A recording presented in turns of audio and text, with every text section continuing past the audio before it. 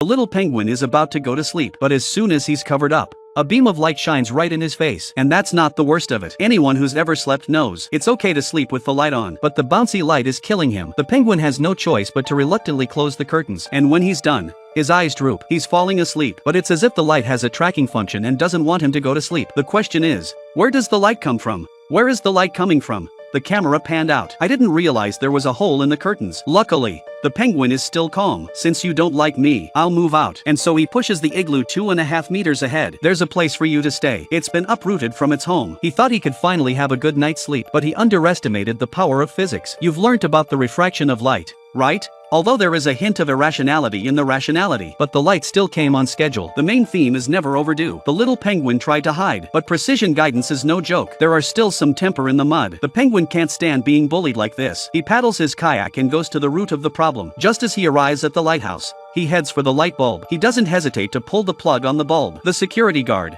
Bear, was more than happy to see it. Pretend that nothing is happening. But as soon as the little penguin returns to his hut, on the other side, the phone rang. And as soon as Bear picked it up, he was scolded by his boss. It turned out that the lighthouse had suddenly gone out, causing the ship to lose its guidance. Bear was so scared that he went to switch on the light immediately. But the little penguin has no choice but to suffer. Once again, the little penguin paddles out to the lighthouse in his little kayak, and this time he's got a hammer. The bear looks on in amazement at what's happening. He picks up the little penguin and gives him a greeting, but instead of making him pay, he took him to the basement. The penguin was so poor, the bear not only gave him a new boat, he even called for a car to take him home. It's a big win for the little penguin. Just after sending the little penguin away, the office phone rang again. This time, the leader scolded him even worse, and when he got used to the leader's greetings, he immediately brought a new light bulb to replace it. The little penguin was under the direct light, again and again and again. This time, he decided to kill them all. When he arrived at the lighthouse, he first shot the bulb with his slingshot, and then when Bear brought a new bulb, he took out his axe and smashed it. And to top it all off,